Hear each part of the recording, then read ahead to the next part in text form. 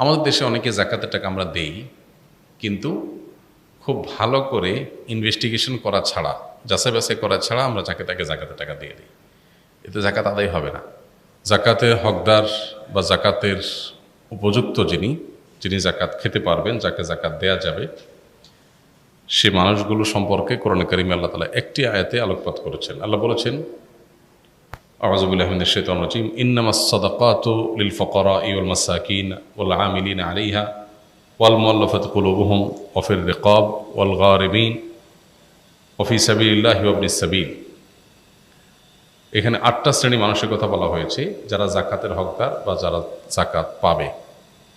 সে ৮ শ্রেণীর ভিতরে প্রথম শ্রেণী হলেন যারা ফকির। ফকির বলতে যারা অভাবী, তাদের যে উপার্জন হয় সে উপার্জন দিয়ে তাদের দিন বা মাস চলে না, কষ্ট হয়, দেনা হয়ে যায়, টেনে টেনে চলতে হয়। অর্থাৎ তাদের যেটা আছে সেটা দিয়ে তাদের একান্ত বেঁচে থাকার যে নিড প্রয়োজনীয় সেগুলো পূরণ করতে তাদের কষ্ট হয়। এরকম মানুষকে জাকাত দেয়া যাবে। আরেকটা হলো যে আল মাসাকিন, দ্বিতীয় শ্রেণী হলেন যারা কিছুই নেই, একেবারে নিঃস্ব, তাকে তো জাকাত দেওয়াই যাবে। ফকির এবং মিসকিনের সংজ্ঞা নিয়ে ভিন্ন রকমের সংজ্ঞাও আছে, মতপার্থক্য আছে, কিন্তু মোটা দাগে এই দুইটা শ্রেণীর ব্যাপারে কোনো মতপার্থক্য নাই যে জাকাতের হকদার প্রথমত যাদের কিছুই নেই, একেবারে নিঃস্ব তারা, দ্বিতীয়ত যাদের আছে কিন্তু যেটা আছে সেটা দিয়ে তার চলে না। এই চলেনার মানে কি? চলেনার মানে অনেকের মাসে ১ লাখ টাকা স্যালারি দিয়ে তার আসলে চলে না। কেন চলে না? কারণ তার নতুন আরেকটা গাড়ি কেনার শখ আছে, ওই টাকাটা এখনো জোগাড় হয় নাই, তার অভাব আছে। এই টাইপের অভাবই না।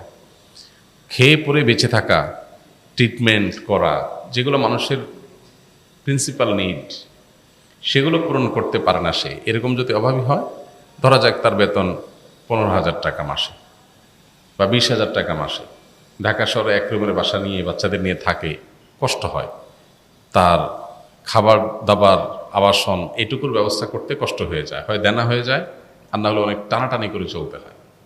এরকম মানুষকে জাকাত দেওয়া যাবে। ৩ নম্বর হলো জাকাতের যারা উসুলকারী, তারা। জাকাতের উসুল কারা করেন? রাষ্ট্রীয়ভাবে জাকাত উসুলের ব্যবস্থাপনা থাকলে যে ডিপার্টমেন্ট এটা দেখাশোনা করবে, সেই ডিপার্টমেন্টের কর্মী শ্রমিক যারা থাকবে তাদের বেতন ভাতা এই জাকাতের টাকা থেকে দেওয়া যাবে। ৪ নম্বর হলো মুআল্লাফাতু কুলুবুহুম। মুআল্লাফাতু কুলুব বলা হয় সেই সব মানুষদেরকে যাদেরকে জাকাতের অর্থ দিলে তারা ইসলামের দিকে অগ্রসর হবে। ধরা যাক কেউ নতুন মুসলমান হয়েছে, তাকে জাকাতের টাকা দিলেন ইসলামের উপরে অটল অবিচল থাকার জন্য। অথবা এমন কোনো জনপদ, আমাদের দেশের সেরকম পরিস্থিতি নেই, এমন কোনো জনপদ যেখানে আসলে অমুসলিম কেউ যে ইসলামের দিকে ঝুঁকছে, আসছে, মনে হচ্ছে যে তাকে আমি হেল্প করলে সে ইসলামের দিকে আসতে পারে, সে অসহায়, আমি হেল্প করলাম, অথবা তার ক্ষতি থেকে বাঁচার জন্য তাকে আপনি টাকা দিলেন। অবশ্য এই খাতটা অনেক ইমামদের মধ্যে রহিত হয়ে গেছে। ৫ নম্বর হলো দাস মুক্তি। এটার অপশন এখন নাই।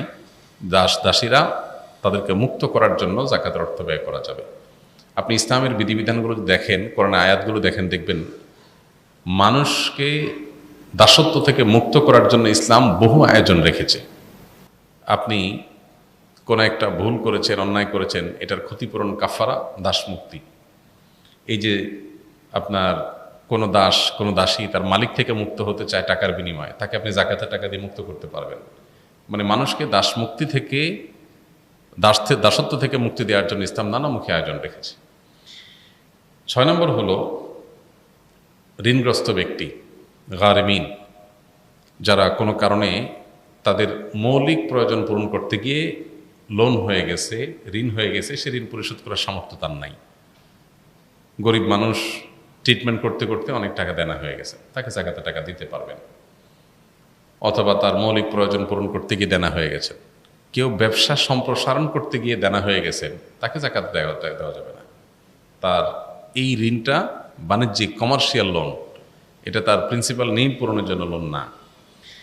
৭ নম্বর হলো সাবিলিল্লাহ, আল্লাহর রাস্তায়। আল্লাহর রাস্তা বলতে জেহাদকে উদ্দেশ্য করা হয়েছে। কোনো কোনো আলেম এটাকে ব্যাপকভাবে যে কোনো দিনের কাজ, দাওয়াতের কাজকেও এখানে শামিল করেন। মূলত এখানে জেহাদকে মিন করেছে। জেহাদ যদি চলমান থাকে, সুযোগ থাকে সেখানে জাকাতের টাকা দেওয়ার, সেখানে জাকাতের টাকা দেওয়া যাবে।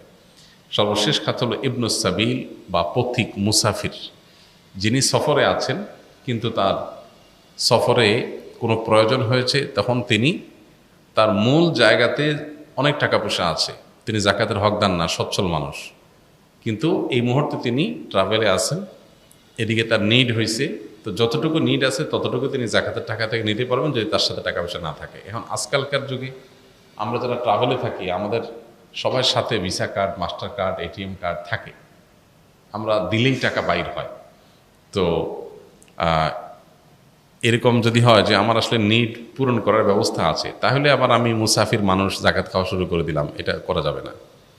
এটা হলো তখন যদি আপনি সফরে থাকেন, বিপদে পড়ছেন, নাই আপনার কাছে এই মুহূর্তে সম্পদ দূরে আছে, তাহলে যতটুকু নিড আছে ততটুকু আপনি নিতে পারবেন। এ হলো মোটামুটি জাকাতের খাতগুলো। এর মধ্যে অন্যতম প্রধান বা মূল হলো গরিব অভাবী মানুষ, যাদের আসলে একেবারে মৌলিক প্রয়োজনগুলো পূরণ করার সামর্থ্য নেই।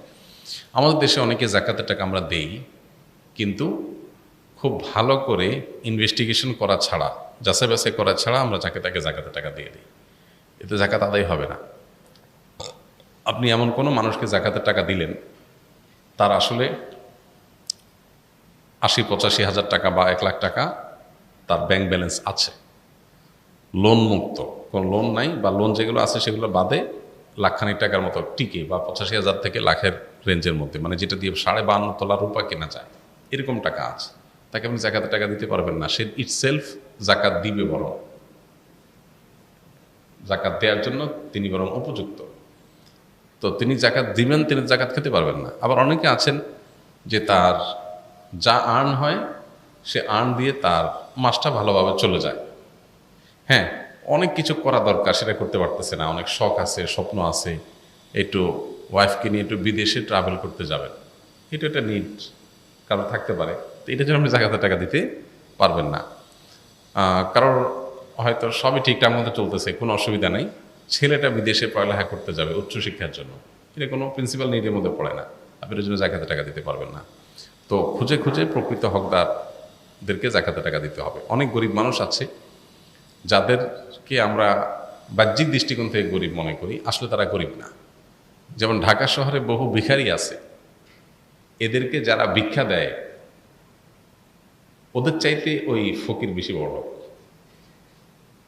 আছে না? এরকম যে ভিক্ষা যে দিচ্ছে সে বড় অভাবী ওই গরিব ফকিরের চাইতে, কারণ ফকিরের হয়তো ঢাকায় 1-2টা ফ্ল্যাটও আছে, আর যে দিচ্ছে বেচারা হয়তো 10,000 টাকা বেতন। তো এই জন্য আজকালকার যুগে এগুলো খুব জটিল। আমরা আসন্না ফাউন্ডেশন থেকে সেজন্য জাকাত বন্টনের ক্ষেত্রে প্রত্যেক হকদারকে একটা ফরমের মাধ্যমে তার সমস্ত ইনফরমেশনগুলো আমরা নিই, তার স্থাবর অস্থাবর সম্পদ, উপার্জন, খরচ সব।